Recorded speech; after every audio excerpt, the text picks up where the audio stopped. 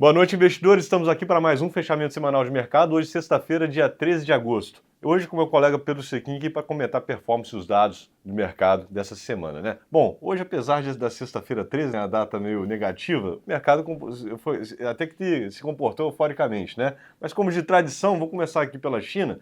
A semana começou na China, na verdade, no domingo. A gente teve dados de inflação ao consumidor e o dado de inflação ao produtor.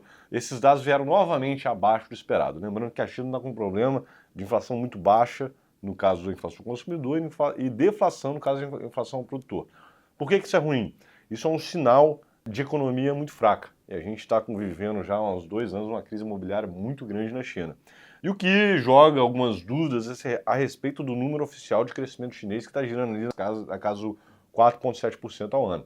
E o pessoal começou a jogar a toalha em relação a uma perspectiva de um rebound, né, de uma reação da economia chinesa via estímulos. E todo mundo aqui revisando o preço de commodities metálicas, que a China é uma grande importadora, também de petróleo para baixo. Essas commodities já vêm uma tendência de queda nos últimos meses aqui muito forte. Passando para a Europa, na Europa a gente teve decisão de juros, tá? A Europa foi a primeira a cortar juros, já há alguns meses atrás, a inflação deu um repique, ela resolveu parar o ciclo de cortes, com somente um corte, e na decisão dessa semana, ela optou por cortar os juros em 0,25%, saindo de 3,75 anos para 3,5%. Na carta do Banco Central Europeu reconhece que ao longo do segundo semestre eles esperam um repique dessa inflação, fechando o ano em 2,5%, e que está data dependent. O que isso quer dizer? Os próximos passos dependerão dos dados que sairão. Então, se a gente tem uma surpresa positiva do lado da inflação, ele continua o ciclo. Caso contrário, como ocorreu no passado, ele pausa e observa novamente. Tá? Lembrando que a Europa também está com uma atividade econômica bem fraca já há algum tempo. Ao contrário dos Estados Unidos. Né? Agora, indo para os Estados Unidos, a gente teve dados de inflação tanto ao produtor quanto ao consumidor. A inflação ao consumidor veio exatamente em linha com o esperado, uma alta de 0,2% ao ano do CPI, né? Um acumulado dos últimos 12 meses de 2,5%, enquanto a inflação ao produtor veio levemente acima do esperado, uma alta de 0,2%, quando era esperado uma alta de 0,1% no mês. Esses dados dão um conforto para os investidores, porque significa que a economia americana segue, apesar de desacelerando, ainda segue forte e afasta um pouquinho aqueles temores de recessão. Muito importante esses dados, né? Porque na semana que vem a gente vai ter super quarta, né? Quando a gente tem decisão de juros, tanto no Fed, lá nos Estados Unidos, quanto aqui no Brasil, com a nossa reunião do Copom, né? E, bom, todo mundo já sabe que na quarta-feira os Estados Unidos vão começar a cortar os juros dele. O grande debate é qual vai ser a magnitude dos cortes, a velocidade dos cortes. Hoje o mercado está dividido, basicamente meio a meio, né, entre um corte de 0,25% e um corte de 0,5%. Aqueles que defendem um corte de 0,5% defendem esse corte na base de que a economia americana está pior do que todo mundo acha, que ela desacelerou mais forte que todo mundo acha. Esses argumentos são mais válidos quando a gente olha para o mercado de trabalho, tá? O mercado de trabalho, a criação de empregos deu uma desacelerada mais forte mesmo, mais forte que todo mundo esperava. Entretanto, ainda não vemos emissões, muito longe disso. O patamar de desemprego dos Estados Unidos ainda é muito positivo, ainda que numa tendência de alta, em números muito saudáveis, e muito dessa alta do desemprego também foi devido à imigração de novos entrantes no mercado de trabalho. Esse número de inflação que saiu essa semana reforça a tese do corte 0,25%. É uma tese que a gente acha mais razoável, dado que o Fed tem que iniciar esse ciclo de uma maneira mais parcimoniosa para não ter um repique de inflação. Esses dados aqui, obviamente, dando suporte ao soft landing, né? E o mercado reagiu positivamente, não é, Sequin?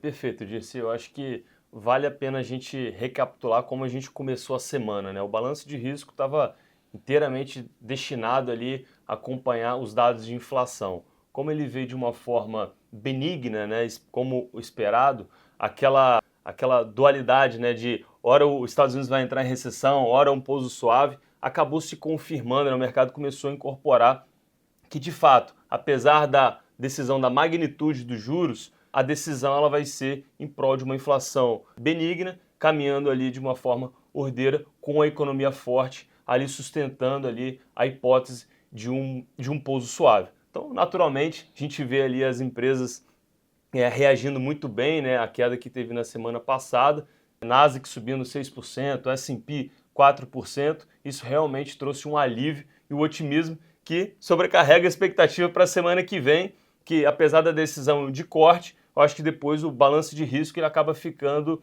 para a ata, né, do FONC, e ali a gente começa a entender a composição da decisão que lá vai ser tomada, mas para a gente desenhar novos balanços de risco à frente para entender, né, aonde que a gente está caminhando, né, para realmente um pouso suave ou, de fato, uma recessão indesejada. Lembrando que essa ata do FONC ela vai vir dessa vez com os dot plots, né, que é onde os membros votantes do Fed, do Banco Central Americano, dão as previsões para eles de onde estará a economia americana, o mercado de trabalho americano, a inflação americana no final desse ano, no final do ano que vem, no final do ano seguinte. Essas atas, quando tem esses hotpots, são muito antecipadas e vai dar uma direção também para a gente do que está dentro da cabeça do pessoal lá do Banco Central Americano. Vindo aqui para o Brasil, né, também tivemos dados muito importantes aqui no Brasil, também atrelados à inflação e atividade econômica, que vão embasar a decisão do Copom, nosso Banco Central, na semana que vem, também na quarta-feira, após o Banco Central americano, de juros. E essa decisão é uma decisão meio polêmica, né? O mercado está esperando uma alta de juros porque a inflação deu um repique nos últimos meses, mas não é unanimidade isso. Bom, só recapitulando aqui, a gente teve dado de IPCA nessa semana, inflação ao consumidor, ele veio com a deflação, ou seja, um número negativo de 0,02%, enquanto era esperado uma alta de 0,01%. Ou seja, o número veio marginalmente melhor do que era esperado. Muito por isso puxado por alimentação e também habitação, conta de energia. A gente estava com a bandeira amarela no mês de agosto, no mês de setembro essa bandeira verde, ou seja, a conta de energia de todo mundo caiu, só que nesse mês de setembro, essa bandeira já foi para vermelha, ou seja, essa melhora aqui por conta da energia, ela vai ser revertida nesse mês de setembro, a gente não pode ficar comemorando muito ela. Apesar dos números ser um pouquinho melhor, a inflação permanece alta, né? No acumulado dos últimos 12 meses, ela está em 4,24%, lembrando que o teto da meta do Banco Central é 4,5%. Apesar do número mais positivo de inflação no mês de agosto, a gente tem, por um outro lado, um outro fator pressionando a inflação, que é a economia brasileira. A economia brasileira está muito forte e surpreendendo a todos numa magnitude muito grande. O PIB do segundo trimestre, que já havia saído nas semanas anteriores, indicou uma alta super forte. E essa semana a gente teve vendas no varejo, veio forte e acima do esperado. Vendas no varejo cresceu 0,6% no mês. O IBC-BR, com a proxy do PIB, ele veio com alta de 0,4% no mês, quando era esperado uma queda de 0,8% no mês. Ou seja, uma economia muito pujante, desemprego nas mínimas históricas, massa salarial aumentando. Isso tudo, obviamente, tende a pressionar a inflação, principalmente aquela inflação mais chata, que mais preocupa o Banco Central e que veio alta nesse número, que é a inflação de serviços. Então, qual que é o resumo da ópera aqui? Que é o grande debate que vai acontecer no mês que vem aqui no Brasil, né? No mês que vem não, na semana que vem aqui no Brasil. O que o Banco Central vai fazer? Ele vai manter os juros nos patamares atuais ou ele vai subir os juros? Há argumentos válidos e fundamentados para ambos os casos, tá? Por um lado, no cenário doméstico, a gente tem um risco fiscal crescente, a gente tem uma inflação que está alta, apesar de não estar descontrolada, ela está encostando no teto da meta, a gente tem uma economia muito forte, ou seja, a gente não tem preocupação com desemprego, com desaceleração econômica nesse momento, isso tudo suporta a tese de alta de juros. Por outro lado, lá fora, o cenário externo é céu de brigadeiro, né? Todas as economias desenvolvidas do mundo baixando juros, o que facilita o trabalho aqui do Banco Central brasileiro, afinal de contas o diferencial de juros aumenta com eles cortando o juros deles lá, o que ajuda a gente a manter o dólar, o euro, as moedas mais desvalorizadas frente ao real, o que ajuda no combate à inflação. Lembrando que quando a gente encerrou o ciclo de juros de alta no início do ano, o principal motivo que o Banco Central deu foi que o balanço de riscos tinha piorado significativamente, principalmente porque o cenário para o juro americano havia piorado, havia uma reversão das expectativas de corte nos juros americanos. Então, se a gente for seguir a linha do Banco Central sendo condizente do balanço de risco que ele já havia apresentado, o cenário externo deveria ter um pouco mais de peso. Entretanto, os argumentos para um cenário doméstico mais deteriorado são de fato válidos. Nessa indecisão aqui, a gente vai ter que voltar na semana que vem com vocês também na leitura da ata na sexta-feira no mercado. O mercado espera amplamente uma alta dos juros. A unanimidade no mercado é para uma alta dos juros. A gente acredita que Sim, muito possível, muito provável, entretanto, há uma possibilidade razoável também de manutenção. Tem fundamento para isso. Como é que o mercado doméstico se comportou aí no meio desses mix de dados positivos lá fora e aqui também foram positivos, né? Perfeito, Disseu. A despeito dos Estados Unidos, aqui a gente acabou encerrando bem neutro, com uma leve alta, menos de 1%, e o dólar também numa queda muito leve.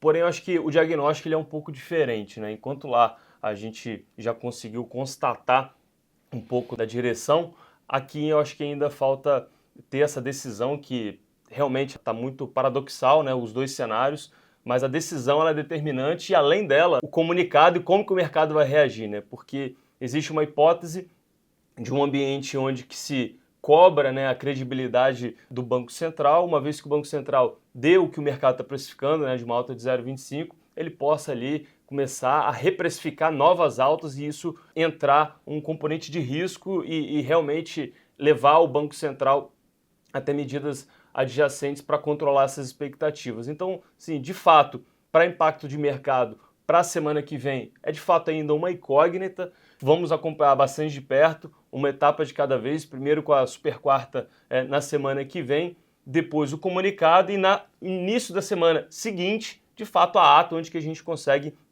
secar a análise de uma forma mais precisa e com a intenção do Banco Central com essa trajetória. E além disso, né, à medida que o mercado ele vai incorporando novas altas de juros, o mercado, os analistas, né, começam a revisar suas expectativas para o preço-alvo das empresas que são sensíveis, né? Então, naturalmente, o mercado já precifica amplamente altas até o final do ano e, naturalmente, isso afeta o valuation de algumas empresas que são sensíveis aos juros, principalmente as cíclicas domésticas, varejos, por aí vai, rebaixando algumas delas, dada essa nova realidade e conjuntura de uma gravidade maior com mais juros daqui para frente. Bom, na semana que vem, né, como a gente já comentou, semana super importante, talvez uma das mais importantes do ano, tá?